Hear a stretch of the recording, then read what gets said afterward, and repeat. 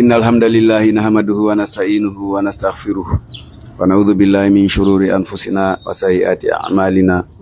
من يهده الله فلا مضل له ومن يضلل فلا هادي له وأشهد أن لا إله إلا الله وحده لا شريك له وأشهد أن محمدا عبده ورسوله صلى الله عليه وعلى آله وصحبه أجمعين ومن تبعهم بإحسان إلى يوم الدين وسلم تسليما كثيرا وبعد السلام عليكم ورحمة الله وبركاته. Sebagai hirama hirangol Islam hewtika dudal men do hande kadi ka galle ala jurma bari bel video yo Allah on yurmi on ada bel janna kalmo koy mo Ustaz Abdoulaye Ba Senike fuddade darsuji men de jumaade den do hande ko darsuji nay woni ko be fonata en darsu mo fuddote on ko defte tawhid den amalul qulub darsu dimon ko sharh riyadus salihin darsu tammon ko darsu tammon ko insa'u sahih darsunaɓe mo hombirten darsuji ɗi on ko tafsirul qur'an o haray musidɓe julɓe ko towli men darsuji. Assalamu aleykum wa rahmatullahi wa barakatuh. Bismillah. Aleykum salam. Bismillahir rahmanir rahim. Alhamdulillahi rabbil alamin. Thumma salatu wa salam ala asrafil anbiya'i wal mursalin. Nabiyina Muhammad bin Abdullah sallallahu alaihi wa ala alihi wa sahbihi al-kiram wa man tabi'ahum bi ihsan ila yaumiddin. الفرق بين الرياء ومطلق التسريق في العمل كتيرانو كسم دكون يناره السرق يرلتي دونك غولا وي الرياء يناره لن بمعنى غولو في ما في نانه ويته الرياء هو أن يعمل الرجل كنت غولكو غولة عملا غول شرعيا سريا كوجي بمعنى سريا نيون يقول كن يقصد به حرم فان على نو خير وجه الله حرنا جاتي الله ودبري ان نقول وفيه ما ينام وتسرق في العمل سرق غول غول أن يعمل الرجل كنت غولكو غولة عملا غول شرعيا قال سريا نيون قال يمري ويمري أرم أني ما قصد وجه الله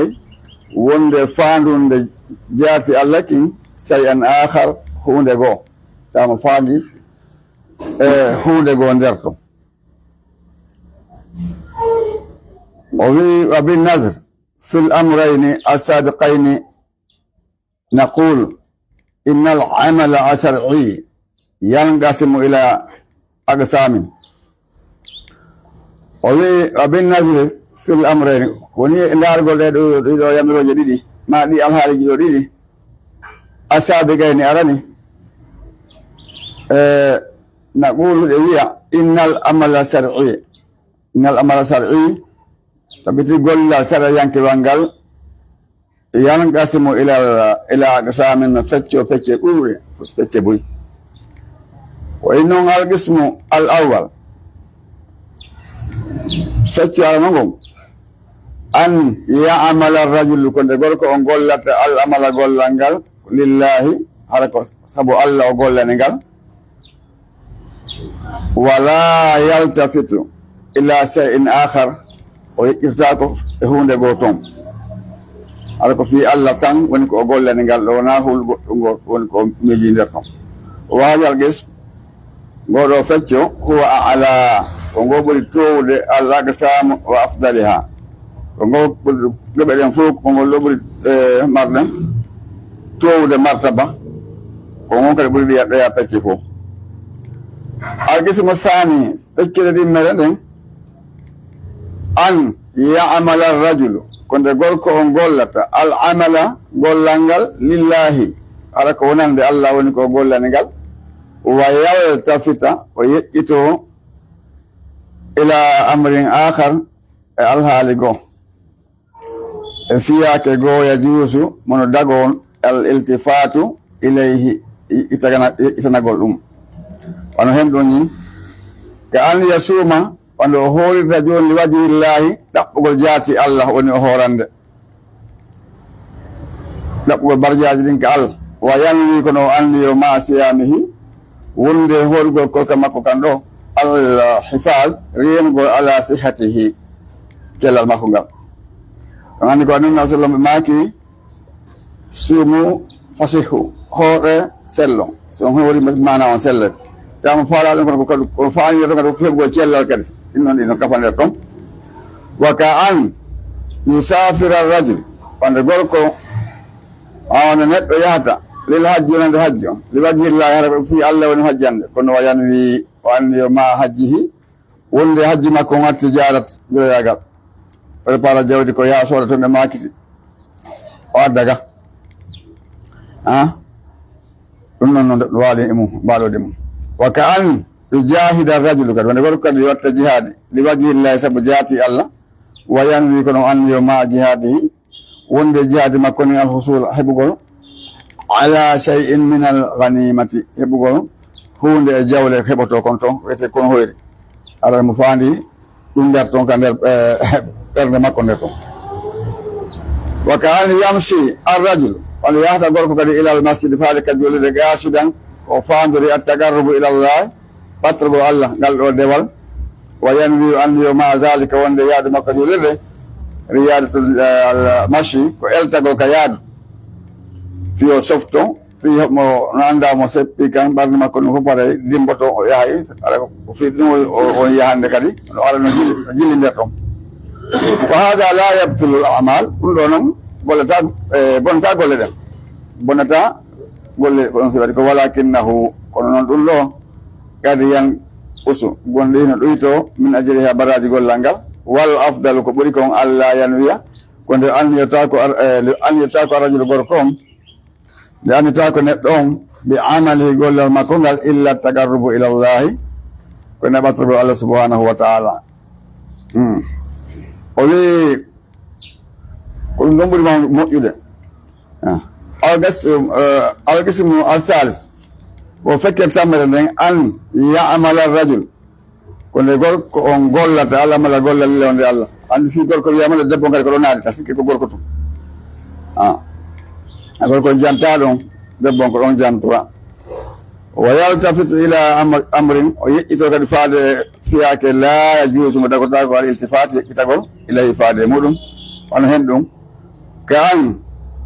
yurida sana ala mo faandi mantore min annas ɗuurde yimɓe ɓen e kaari ko dewo Allah kaari juule baba on jemma on ɗawnoɗa ko juulugol ma kaari hoorey ara mo faala ande mo hoorde o ɓante aw yanwe ma wanni al husul heɓugol ala maali jawɗi bi gaabili salatihi ko yuɓɓidirde ngal dewal makko ɗeɗo julde makko fa hada lahu ahwal ɗum ɗo no mari alhaaliji o ɗuɗuɗi joni noon isa kana hada al harad si laati kimɓe ɗo faanunde kad hatara gonɗi joli lahunande mo fi baalihi ka ɓernde makko qabla ko atti an yabda'a bil amali o fuɗɗade gollal ngal o yakun laato aslan lasili on o sabu bange sabu lil amali gollal ngal fa hada mufsidun lahu ɗum ɗo bonne gollal ngal few ɗon ɓa ko ɗum lasili on ko ɗum woni sababu on ɗo fanude ɗo joni noon fa hada mufsidun lahu bonne gollal ngal ka anni uma rajul wano gorko daroto joni yaada e nafilate fi tottugol naafe makko ɗen naafiloji makko kono wa huwa yarju to kanko mo tangini nasira nas ilahu yimɓe ko dartama kon yimɓe ko dartama kon juula tembe noon ɓe naati e juma ɗum noon kam mon ka suudi nafotaka mum few on sewdiji ka jumaji ɓa yimɓe no ɗon daroɗon juula ha imamu natara julde toon hulɓe nata won yinori ka wonu yinori ɓa tabbo han kande ande naafe ɗen ka suudu ɓuuri moƴƴude naafe ɗen kenaɗo maki tan hoccuɗi mon ɗen kabaruji aɗa on juulata toon o wi an yarida lahu hada al harad nde yeɓitantomo ɗeɗo fandunde asna al amal batte gollal ngal fa yudafi'ahu o duña ndeɗo wa yujahidahu o tinnoronde ka man bada wona fuɗɗoɗo fi salati juuɗe makko ɗimte kaka ɗaɓɓugol wajillahi جات الله ثم رأى وهي من ينظر إليه من دارم كونيول تدوم وهذا كفر جات الله دارم فأعجبه ذلك ولا ممت كون نزول فتكون يعني شيء كون ريود الله دون وتما وتانين في مديهم أمان تببلو يمبه وصناعهم تشوبوا قلمو كلونه من تم بتشوبهم ثم دافع هذا الطمع ودون تم جنار وهذه الرغبة دور الرند وجاهدها وتنرون حتى انتهى هاو بين من صلاة جل مكان فما يقول مكان سيد مسلي ولا وجهه على جهاده ولو ستايو دين ويتكبر مكفور لهم وغير دي مدن أيو ودافع أن يدافع كمفاعلة دون دريقون جاء توسو دين كبر مكو هذا التمهور الدنيا وهذه الرغبة دور الرند وجاهدها وتنرون حتى انتهى هاو بين من صلاة جل مكان فعمله قل مكان سيد مسلي ولا وجهه على جهاده هذي ما يقول تبراجي كتير مكلو وي أن وكذا أن يترى عليه بجولة مكو الخرد فانون جولة فانون دوريا ينار أثناء العمل درجول لانجل ولا يدافعه وكان الورق كدوم فهذا بعد يبتلو العمل يبتلو العمل بنا يقول لانجل نا وكان نا هاوري واخبرنا الحمد لله رب العالمين وصلى الله على نبينا وسلم نقول توسو كان عنده عمل القلوب قول لبرنا ما نعمل هنا فضل ما بسرعة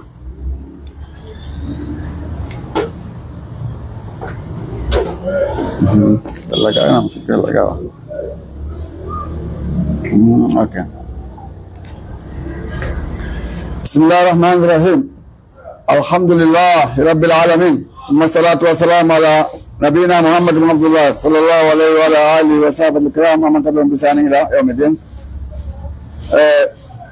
تنكا ترجل حديث ميدان ومجلس دوان ده بالله كريا سافريا الصالحين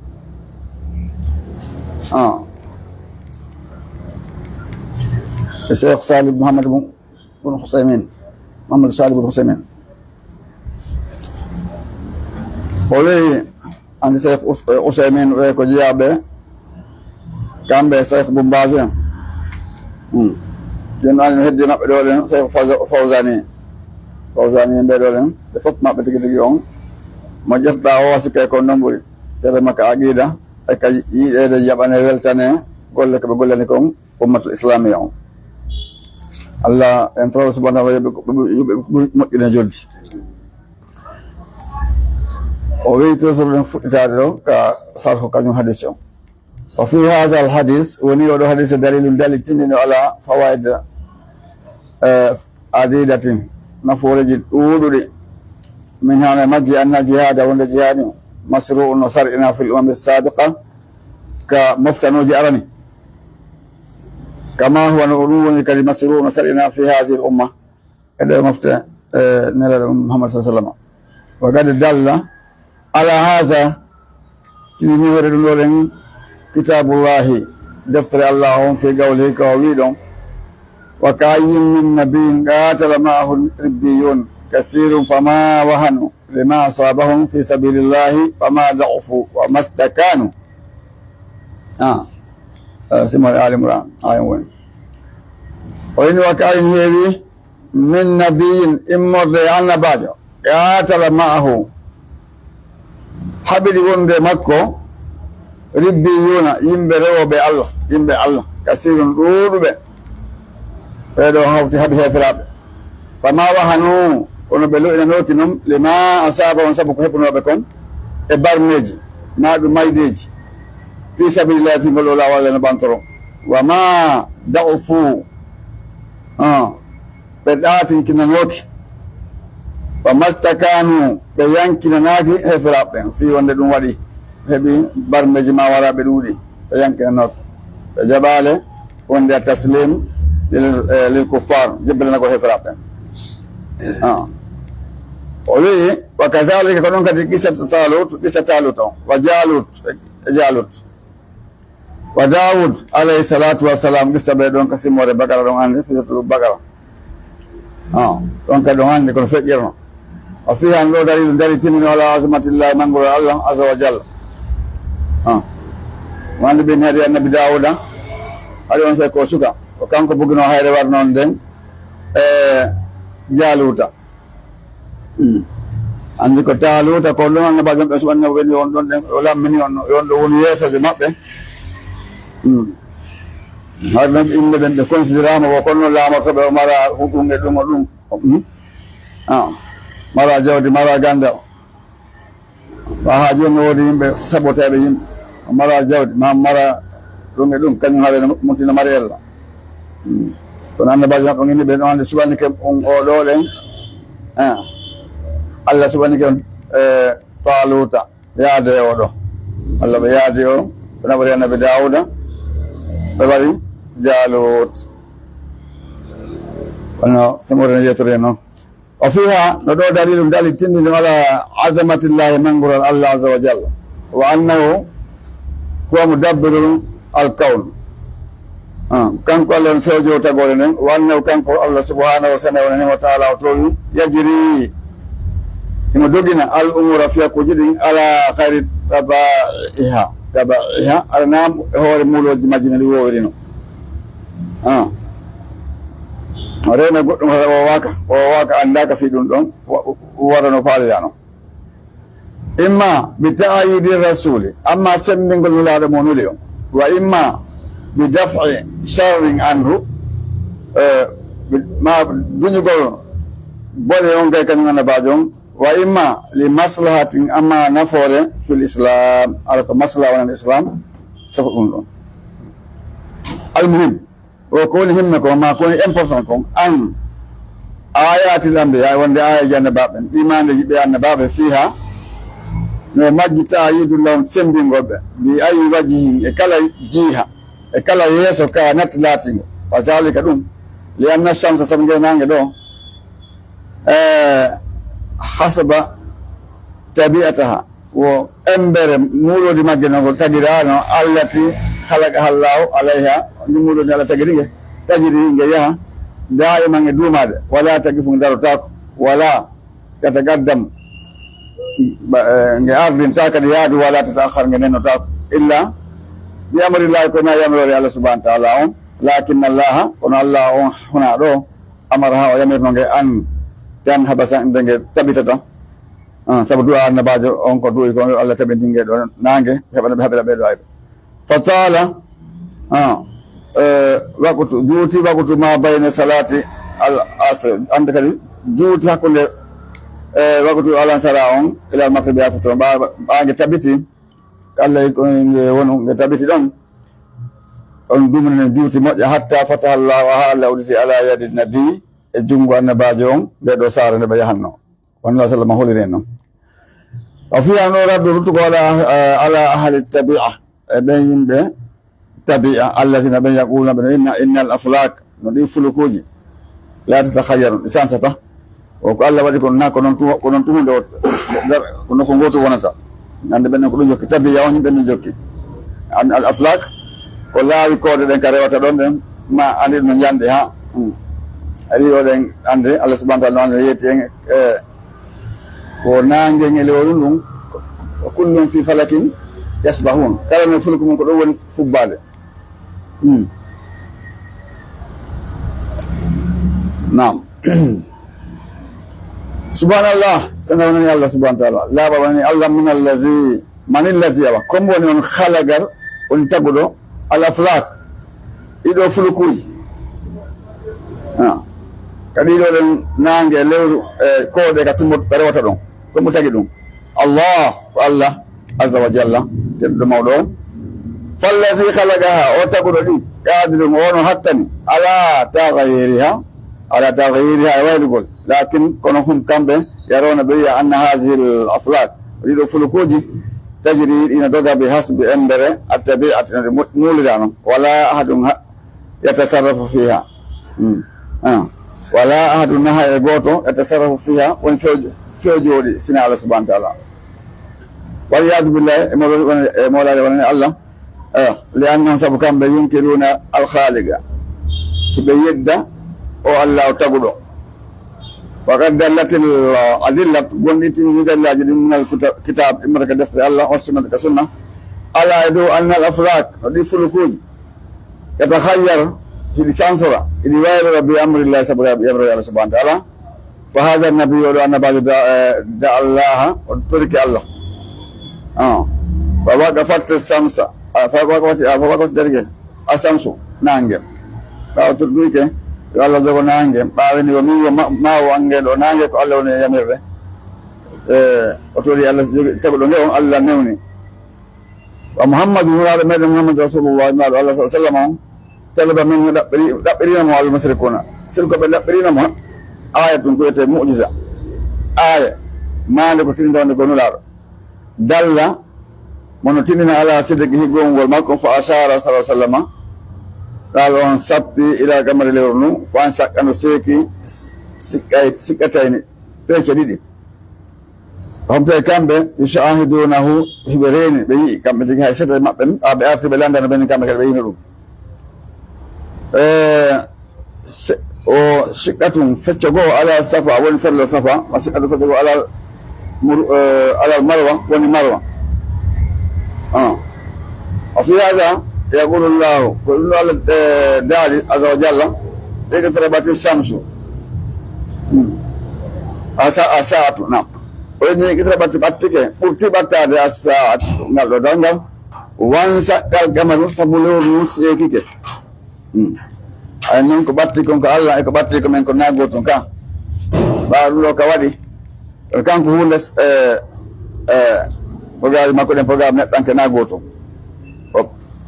Allah wiyata seeki tawa seekaki ka ɓe ɗaɓɓiri makko sike ɓe torma yo ɗum seeko nden ɗon mande Allah seeki nduɗo lewru ɓe yii ndu kandu ɓe wi noon Allah jinni wa in yaraw kono si ɓe yii aya tan aya si ɓe yii mu'jiza tindiɗo gongol nabi sa sallam on yuri duɓe ɗurno wa yaqulu ɓe inna sihrun ko mbilowoni mustamirun duningu qalu ɓe ni haha Muhammadu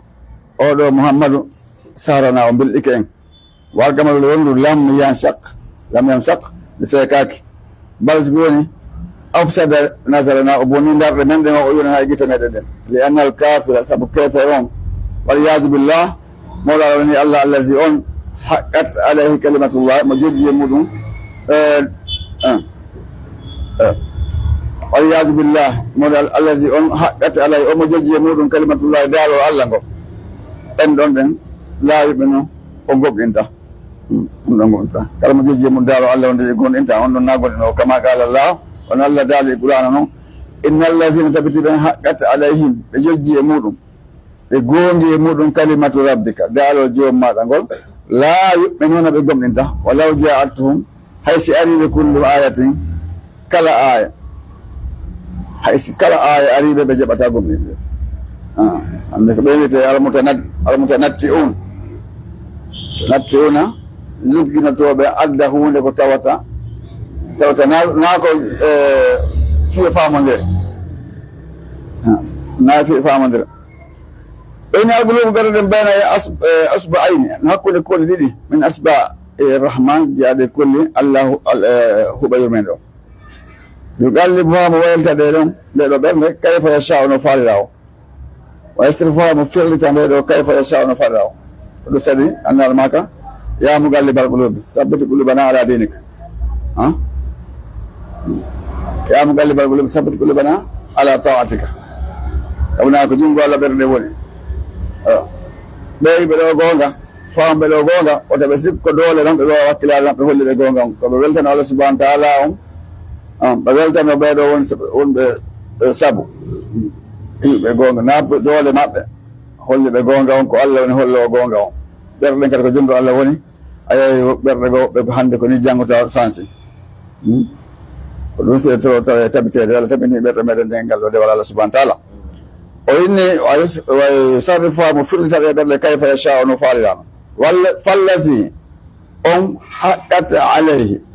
mo jojji e mum kalimatul azab dalo lette la yu'min abadan on gombe tapoma walaw ji'ita haysa addi bi kulli ayatin kala aya ولهذا سبب طلبوا بدأ من رسول الله من الرسول من الله بدأ من آية آية وأراهم وهل بلكدي هذه الآية أو آية التي بتحوني له التي لا يقدر أحد عليها قوتنا أدوك سماكو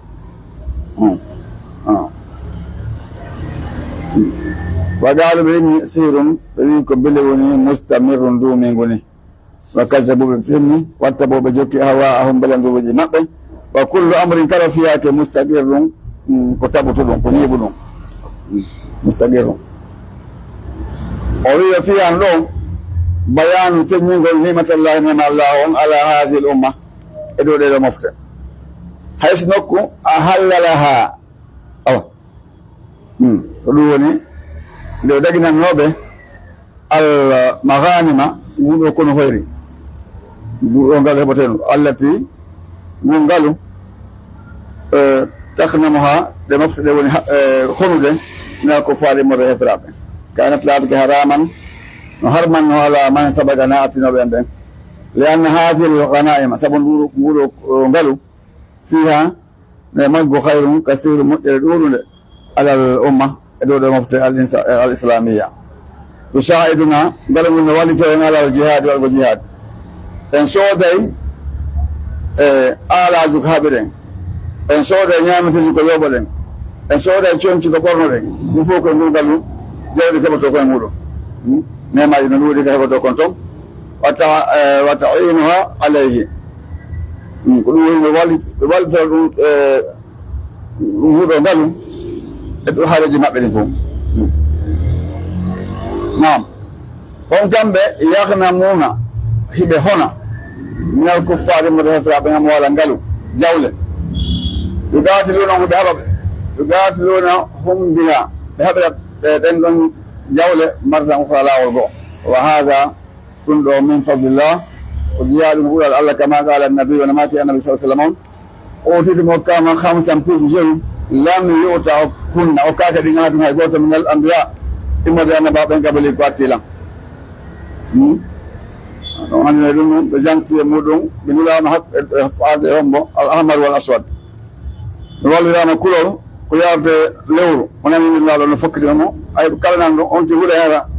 نتيم كيارت لورو في تنادون تومرون يبقى تنادون يا تابع بقول إنك بس سب كله على نوال ما كنت كله من ده يجوا كذي كلا نقول كتاوتا كوقت هو وذكر جانتي أنه وجانتي أن تبندون أن تيجي كانكو ما أنه كوني وخلت له دقنا ما والخنان دقنا ما ممكن كل شيء يجب أن تكون كحرج ولم تهل لأحد دقنا كي هاي يقولون كان قبله لا أتنوك علي النبي صلى الله عليه وسلم نلعب فوق كانكو وني دقنا لونه هذه كوي تأرين وانا جانجر نعم هذه سنة تنتهي نعمتان وفي الحديث حديث من آيات الله جهاد ويجي الله وحديث دول آية جي الله بمعنى ما نجي الله سبحانه وتعالى أن الذين بهم غلوا وجبه لزقت أيديهم قلوني ننجي كولي كجود أبلن بأيدي النبي جود النبي أنا باجانس أن الذين يقولون وما كان النبي أن يقول وما يقول يأتي ما خلق يوم القيامة. نعم. أنا باب التالي بجاني كهارندن. شو أنا بعدين يقول جاولك بيكون فواد بعد دام بالنامة. يقولون يمكن أرى جيباك شنو بماكي جتانا نمانكي جا بماكي قولوا بيا دوغوتو يموت كلا قولوا إني لغوتو ara sabon rekan nulado yolno bari non oyara oyang nan koli kajungo nulado abne samondiri wawondo mo wajun makko ma samen fol man ontu man ngo notti don ama ewa ben be fojo nan kadi ben ewa wujjudo wukan ko modo woni wujjaton ko ono goro ngoko ko modo woni ma ki anodi be mala ben be ara ben noddi be ari be bay ondiri yungo dido o madum tato lotti ben non ko jetta ko on tuma na be ta dio tayno foto wa hore ngari kanga ko ma ko be na yetmobi kom dum adda ba adda wattama e hore dum ada iti ngan jippi sunni e ko dum manko non dum ko ay non jiyaado e ayaji e ko Allah semini be do annababe ko dum wadi en ko annabajo metafi kono aldugol dalil on ko don hatta ba bunu teddunga sinalu do len sanu do annabajo ko gonga ay bu ko annabago himɓe nani kode ko teddunga ka kono ba dalil si innama yo adde heɓotako on te sultani ka nabajo koy so hulata Allah hulay ɗum tata heta kanga ƴawmo ba dalil ɓana ka jiba on tirta dalil Allah semminta Allah noon semminta fenande ay aɗa fa gasa o wi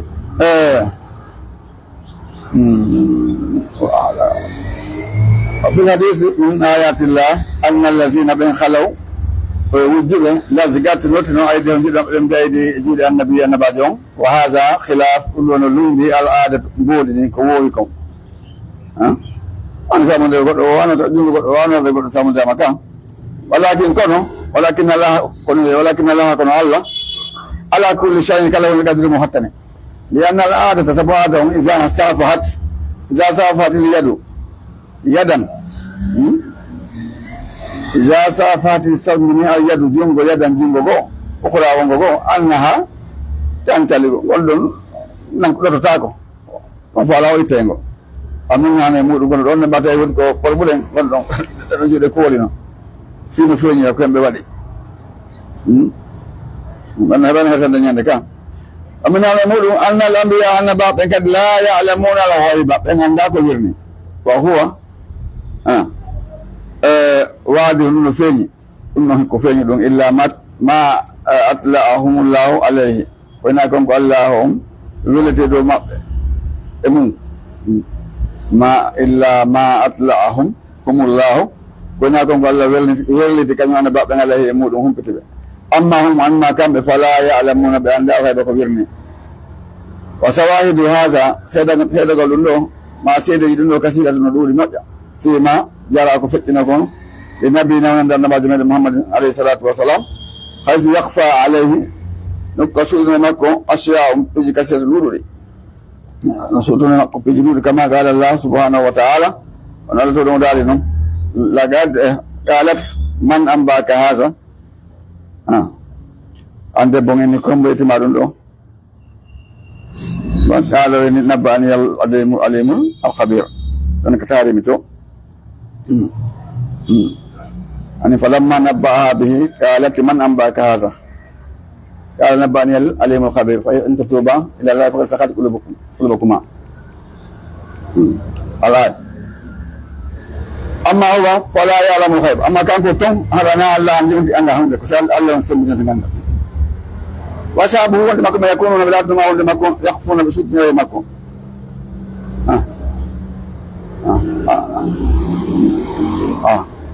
بسوء ويمكون فكان ذلك ما هو عندما كنت ذات يوم من أبو هريرة فانخنس وصورتي وصوري وكان ذات عليه مكو جنابة تيمون مرنا جنابة فقال له يعني عندما رجع باوارتي من رجع رتك من خسر باوند يقولوا تيتم الجنابة قال ما كان كنت لا أدنى يا أبا هريرة كنت ولا جنو وإني ملأت من التوني جن فعلك بند ما ملوت أكين توني فعلك جود متى ملو لابا قال ما كان الله أكبر إن المسلم لا ينجس وجل له صبتا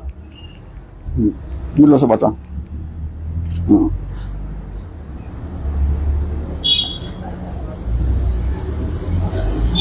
ما هو إني مؤمن وإني إذن فالرسول لا يعلم الغيب وأن ذاك يرمي wala hadu naha e goto kadi nal khalqi tagmu yalla man ko andi al khadi ko wirna e ka non bile dum non fenni bile ben ka kama qala allah wa la azza wa jalla alimul ghaibi kan ko andi ko wirni ko fala yuzhiru o fenni nanta ala ghaibi birnaga makko ngal ahadan hay goto illa o itintine illa man yirtada ko na mo wala min rasulin murinu lado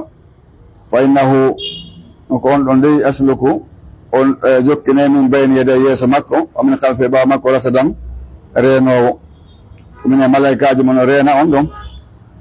won fi hen on daseta no jiri ngaru so on sina on jilla fenande ko ko humputude yetade jamaa o min hale mudum dalil tindinde ala qudratillahi kattande Allah subhanahu wa ta'ala en bawdi Allah on min jihati bangi anna hadhihi an-nar ngedo yite la yadri min ayna ja'at la yadri anna bajon anda min ayna kuntu ja'at ngiwrata anda kuntu ngiwrata bazkoni nazarat tipke ngati ko na sama marga sama la hiya min asjari na more lebe Allah bi leydini na le leydini wala min khadabi na kali charmalle Allah bi do leydi bal su ko woni min sama ko marga sama ya amru Allah Allah yamira ngedo fatanzila ngetipo wataka kulunga nyama hazi lakhanima ngudo ngalo ko tonge wata kono nge arza o wata ande kono nge arza allati jami'ati wallahu muwaffiq din kun hoyri koyete mobani on sen fakalat ko dul fata ko nyama hazi lakhanima ngudo kono hoyri Allah muwaffiq alhamdulillah rabbil alamin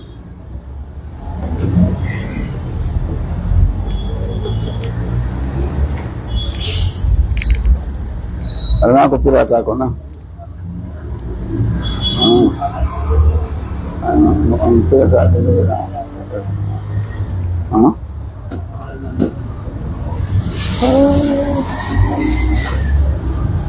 Mana wahid. Oh bos. Dah bang, ono lewan. Dia jangan danyan lah. Pero danyan. Nah. Apa?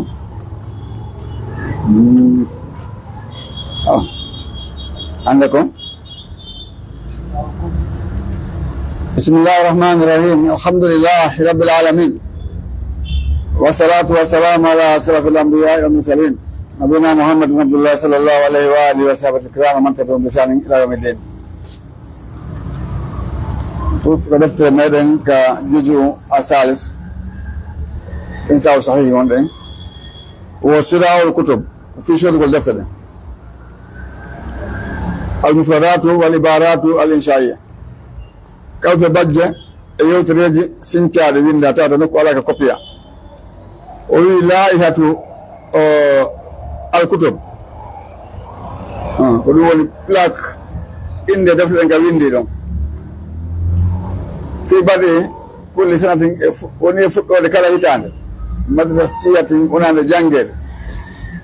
كلا هيتان جانجل تتبدل كتبنا نواتي دفتر من ده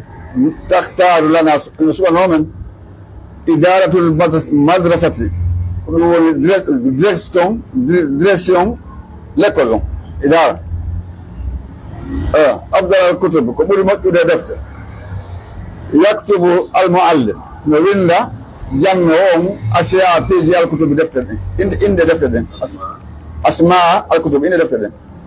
على اللوح كابتل الأسود كبلاك باليجو ننقلها نهجد من على لايهة خاصة أرضها سهرتكم أبتشيكم جندا نكتب الجند عليها هو ما نحتاج إليه كما نحتاج من دفاتر كيجي وأغلى من الدك كلهم كرامي وغير ذلك كنا من أدوات أتيجي المدرسة أتيجي قلت لكم أقدم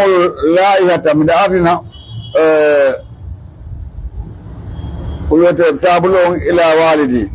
ما تجون كدووني كفلا كمرينون جون أدواسهم فاتك بابينا يدعوني ونودلان لمرافقة يالغو مكو إلى السوق فالك اللوم. المكاتب بتكون ودوني مكتبة تقسمون سنغا المكاتب إلى قسمين. بكريدي مكتبنا سنغا بكريدي اسم فلسفة يبيع الكتب إنه يا دفت القديمة كده تبوي ده. وقسم الله فك الآخر يبيع يا الكتب دفت الجد كسر. المكاتب مكتبة القديمة نيبودون تبوي دون نقصد المكاتب مثلا فعلا مكتبة التي تبيع الكتب كتب الدنيا دفت القديمة كده ما ينبوي ده حبا كيدو بالتوفير تمنغول أي فرق كده تمنغ دي سكتي دينغا نجد فيها بنتوا لندن كثيرا كدود من الكتب دفت المبعثرة كتب مرد لغو تكون ذاته مرتبة وهكذا في بعض المكاتب يوغا مكتبات وفق للمادة نيادي نحاول من دندن المادة وصف كلاسه وتصفه وليس لا تاكي وفقا نحاول لنوع النون واحد غوتو من الكتب دفترين لقلة سفر على ديها لموري أنه نجد بالانتوا في المكاتب مكتبة القديمة بوجود كثيرا قدوري أنا قلت مكتبة كدفتر من الطالبات مدى جانغو ب ريوبة لأننا كبر سينما طالبات مع طلاب قالوا هذي ولأن كل سؤال هاتوني تونت طالبات الطلاب أما نسيو تعلم كتلميذ بيته إنما تلميذ تلاميذ إن كل برميرا نوها تلانك كولس هذا أكتو كولس البنات كولس سنتين هذه كولس طالبات الطلاب هايس نعم بين جسم فترجو منه ما يبيع إنه ما لديه يكون كمكم من كتب دفتر قديمة كده ما إنها بوي ده وجسم فترجو آخر لا فكره يساوم المترمى لأنه بترمى بالسراء في شر كتب دفتر جدة كسر لأنه هاي ترمى تفقدوا معظم الكتب واسع ما هنا حتى كل ما هو دفتر المرغوبات ريرتين من المكاتب كمكتبات على دوراتهم القديمة فويدة كمكتبات بويدة كنتم على كسجا في الأيام الأولى من فتح المدارس المدرسة تقول لك مدارس كل درس وجه كفيش جنب مدارس المكاتب الجديدة مكتبات كثيرة عندما لا نجد من توالي الكتب دفتر التي نحتاج إليها نحتاج جنين في المكاتب القديمة كمكتبات جارني ما كيدي من توالي نقص المفانة عندك المكاتب يوجوكا مكتبات جديدة كثيرة نجد بالانتهاء من كل نوع كلا نوع من الكتب المرة دفترين عددا لموري وافرا تيموني يجيبنا نجاب من الباع يوم إلى طلبنا كمن دقيقهم فورا يجاد لا نجد الازدهام ولمن تعتادهم بيجو نيرو كما لا يبدودا وبيجو علاتو كرونا الازدهام الشديد بيجو ستيرو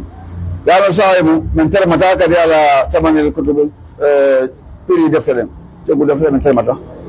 يكون لا تؤثر بريهم محدودة ندوتا parce que ala kala no winda don den pri ma na yaw gol nanga hala bi akal men wa no bata la anara won say woni ina ni ma soda parce que bi windi period no na yaw gol na hala do ay don den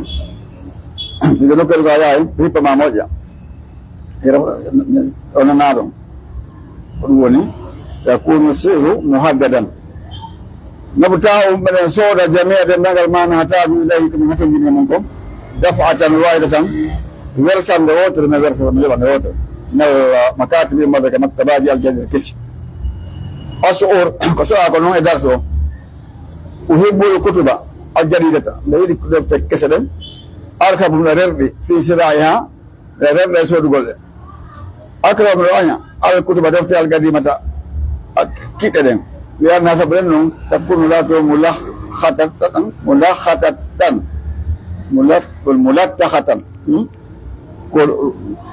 كمدة بالحبر لها أوراقها فيجي مندم بمعنى غير مندم ممازجة كسيك ديكتي لكن من يكون من أشتريها من صورة محبة كيرجل بالتوفير تمنين على والدي ونحن بابنا بالتوفير نتوقف فوق وسطي آخر أنا الحمد لله رب العالمين وصلى الله عليه وسلم.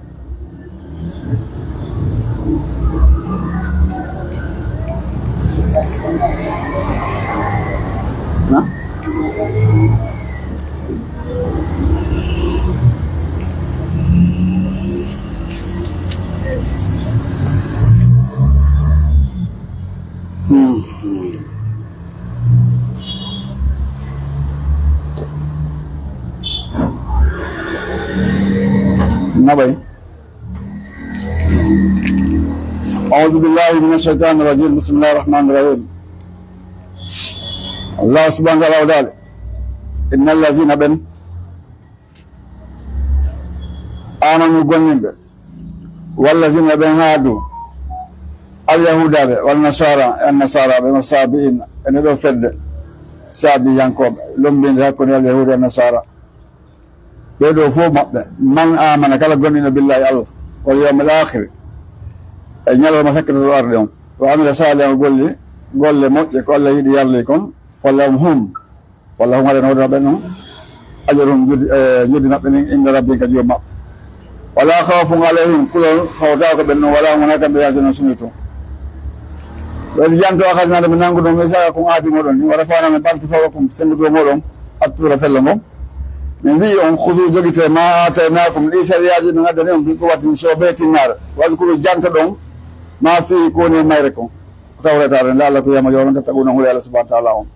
ثم دفت توليتم كفرهم سلدهم من بعد ذلك باكو جانتا دوكو وإنه فلولا فضل الله سبحانه وتعالى عليكم وليمو ورحمته يمد ما كنا كنتم لا تسنوا من الخاسرين جاب خير به ولقد علمتم قلنا أننا الذين بينك تدوجكم منكم مودون في سبت أسرنا نانجلي إني كنا واتنو فقلنا لهم بأن بيكونوا لا تجردة بعد خاسعين وإنتنا لسارنا عندي أنا كذا بيهويكا استواني إنت ما قصار هذه هوي وجعلناها نبدأ كلام لت يقدم لما بين يديها ونبدأ بين بس إيه سمير ما خلفها بين الربي باو سارنا فما بيصير الواجب للمتقين كل واجب عند كل والله وانا كنا نقول ان بين يسوع على باو ما بين على يسوع فجعلناها ما بدل نكالا يقدم لما بين يديها ونبدأ يسوع ما خلفها بين باو ما بين وما يصير واجب نقول للمتقين دخلوا بالله سبحانه وتعالى وجدت دار موسى ما كانوا لقوم ما قبل إن الله لا يأمركم ويأمرهم أن تذبحوا بهرتم بقرة النجة قالوا بإني أتتخذنا أذكر من هزء وانجال كتبوا من أذكر من جال وري قالوا لي أعوذ بالله من مولى الله من حديث الله أن أكون بلاد من الجاهلين جاد مجيانكم يا كلامكم مجيانكم جتون جل تقولون بس كده هذا جالين تقول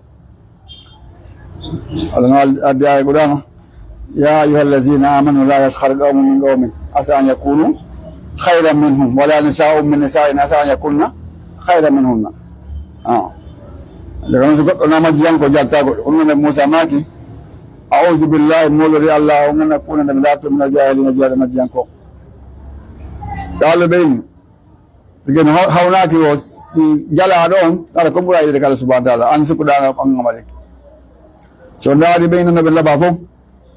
no kele go fara kabe wonta son taybe kan jombele on sonna be godo ngari be kin hodo be ha nante ndata o be go be consider anta be no hande gadi buri wonde mo be tata no kele mbatte hay bara mabbe on no kele be ko no warata ayɗo goɗɗo kadda jande makko mettafi ko fini o wawa ɗon joka sebinade tawa goɗɗo ko wawi renoɗo karanta hande kadi kowoni jangude janna kanko mo jokki njula yaga haɗum hara mbuɗi heɓaki hani ɓa mbuɗi hen yaaɓe heɓude mbuɗi puisque ɗum ɗo mi yalda goɗɗo weni accidi ɗaɓɓude mbuɗi kanko joni o acciti ɗaɓɓude joni kanko heeɓi joni o accidi heɓnaa ɓerde nden noon ɓerde nana ko harata sinaɗo hen arene ɓuuri hakkille ɗaɓɓude mbuuɗi kono na ko harata gaalo ɓeyni o ɗulana tawno men rabbaka joom maaji bayilana e ɓanginame maaja ko hengi woni nden qaala annabi moussa maki innahu no jomiraɗo yaqulu mo daala innano nden bagarata ko nagge la faari ɗum nana yeewe wala bikir wona ñale a wawni ko feccugo bayna zalika ko nayi golle on go ñale ko noon faf alu golle tun yodima tunaruno ko yemere ɗum kom ni ko goɗɗo warno siɗɗo muɗum tawi ko fiironi gollon non joni ɓaw kanko tunande ronda jawdi yo ni ciyo warimo noon joni joni ko felñimba joni warɗo on ko fi ɗum nde ɗo nagge présente na fi mum ɗo gaaluɓe wi o ɗurana tawɗo mi rabbaka joom maɗam annabi moussa yo bayilana yo ɓanginame ma lawnu ha mbaadi magge kono kula magge on konno wayi andi ko yimɓe teseteseɓe ka wasinoɗo nagge wattu nagge ɓe tan sonɓe tanan ɓe moƴƴa kono ɓaɗo manike tawno gueɗoɗen leni fof ko goto mari nge ɓuuri magge tew kanko ɓuuri nge ɓange hasiltama ko tew kange wono coggu magge on tenge satti moƴƴa ande kadi ɓange ɓuuri sattude gaala o wi kanko ne moussa ɓe maki innahu no jomiraɗo jagol mumen innano nge bagara tum ko nagge safra soyɗu nge faaqi ɗum cos asalan kulo magge on ko zone andi nagge wawmon man ngala heɓude kam tasurru nasirina lawnu wan woni magge on ma mbaadi magge on tasurru no wela nasirina ndaroɓe ɓen akhiru dawana alhamdulillahi rabbil alamin wa sallallahu ala nabiyina wa sallam sallallahu alaihi wasallam alhamdulillahi rabbil alamin weltaniki allah subhanahu wa ta'ala en jannuɓe karama koɓe wonɓe e jannude en tan kiɓe allah allah willanɓe ɗum kam mannakke moƴƴo waɗa joddi aljanna enen kadi wonɓe janggude wonɓe heɗade en torki allah faami e gonɗe e janggude konɗen heɗade neno nayi gollitirgol aɗa dar suji yontere nden ko hande ka jumare ɗo woni ko daari en fuɗɗito goɗɗi go kadi e tenere nde inchallahu assalamu aleykum wa rahmatullahi wa barakatuh.